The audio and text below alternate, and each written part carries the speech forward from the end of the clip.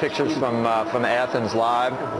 That's what's that's the reception that the Greeks have planned for Angela Merkel, who's visiting today. We're going to continue our conversation with our guest host Ken Langone. Also, Nigel Farage is a member of the European Parliament, and Michelle Cruz-Cabrera continues with us, our international correspondent, who brought Nigel along. And it occurred to me, you've got such incendiary, no, but some. It's hard to tell the truth in this day and age at times, and you have opinions about the EU, but also about what's happening here in this country. And we went to break with you saying that we are talking about the debt here. We are talking about it quite a bit, but we are too. And I don't know whether people disparage the Tea Party and say that they're obstructionist, and 2010 ushered in this horrible period of divisiveness in this country, but they were elected for a reason. And for every Tea Party member that's in Congress, there's a constituency that elected them to try to say stop to the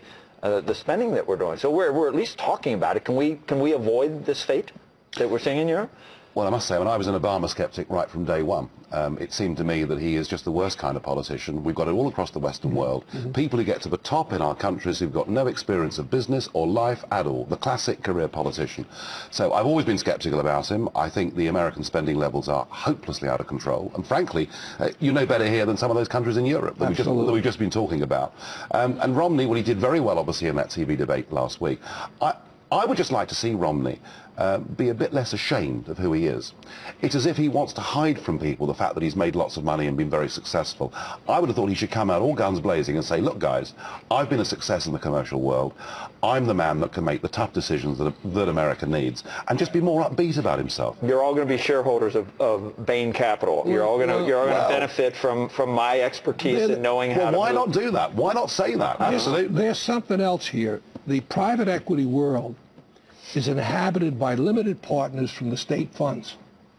They're the biggest investors, for good reason. The returns there are better than what they're getting. So pensioners are benefiting, lots of average Americans are benefiting. The fact of the matter is, if I give you money and you're going to make me 5%, you're going to charge me 50 basis points. If I give you money and you're going to make me 20%, and you take 2%, which brings me down to 18%, and 20%, which brings me down to 15%. Nigel, I remember a commodities trading business. Yeah, absolutely. It's a good trade. I remember the reaction with some of our colleagues in the UK at CNBC to the 47% remarks of Romney, and they looked disgusted by those remarks. It's not like, you know, the UK, it's not like you're in a position to throw stones. Our problem in the UK is 53%. Yeah. So it's a bigger problem. I think the problem with that was that if we'd heard Romney saying that a lot of these people in the 47% are actually imprisoned and trapped by a system that is not out there creating new jobs, and what I'm going to do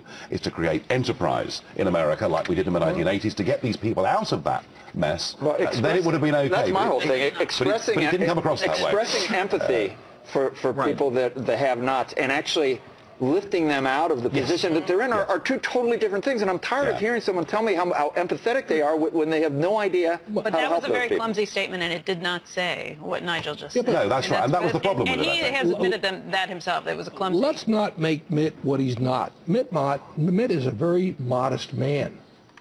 He's a very decent man. What you see is what you get. I think we need more of that in America today, where you can connect with the problems of the American people in the middle. And he made it clear the other night. The thing he's going to make certain is that he protects the middle class. Now, Obama wants to spin him.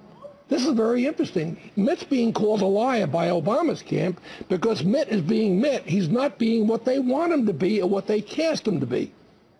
This guy is, look, I'll tell you one thing. If this man is elected, and I think he will be, I think by a substantial margin, this man is going to go down as one of our great presidents. He's going to get the job done, and he's going to bite the bullet. I think we have a great chance of addressing our economic issues because we will be like Europe.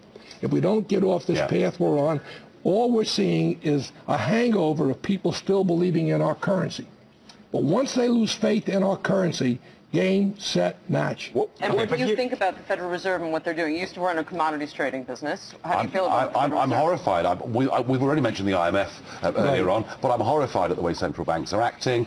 I don't think, I mean, even Keynesian economics was not supposed to be perpetual. It was supposed to be a short-term problem in a downturn, and we're trapped with quantitative easing, with massive deficit build-ups every year, and someone's got to grip it, and if Romney's the man, good, but I'd just like to see him give a bit more leadership and say, I'm the man, I've done this. That the other night. Okay.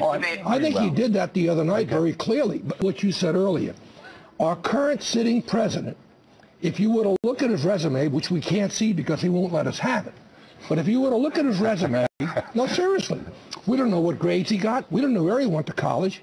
By the way, I think... Do we know that for Romney, though? Absolutely. I just don't I have a trade for Romney. I'll give you 8 more years of tax returns. You unseal all your records that you won't let us see. Tell me why you surrendered your law license in Illinois, and why did your wife surrender her law license in Illinois? Let us know why. You're running for the presidency. You don't have a private life anymore. It's gone. You made that decision when you said, I'm running for president.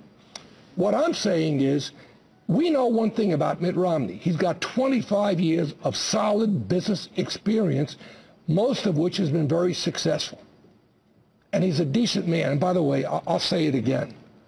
I'm going to feel very good when this man is president in January, because he's going to make all the right. I believe he'll bite the bullet, Nigel. I really believe this guy. You were there for Gordon Brown, weren't you? What was that like for you? Well, here was a man. I mean, it was awful, really, because not only did he sell. I want this guy on the show every time. No. Hear me out. Not only did he sell 400 metric tons of gold at an average price of $258 an ounce. Yeah. We can all make bad calls, but what he did, he announced to the markets the 17 dates on which he was going to sell the gold and the quantities. We just had a moron in charge. I mean, it was disastrous. Well, yeah, so like I said, once again, your glass house dweller should not question this anyway. Thanks to Nigel Farage and Michelle Cruz-Cabrera. Ken Langone will be with us for the rest of the show. Hope to see you again. All right, when we come back, gas prices in California is setting records, but relief may be in sight for West Coast drivers. We're going to bring you that story next. And on our What's Working series, David Harrow will bring you global portfolio picks. That's coming at 8:40 Eastern time. By the way, as we head to a break, take a look at the pictures of the protesters in Athens. Again, things have turned a little more violent. You can see things being thrown back and forth. We saw fire being thrown the last time we were looking at these Molotov cocktails. You can see right now, this is what's happening. Angela Merkel is visiting from Germany for the first time since things went south there back in 2009. Squawk will be right back.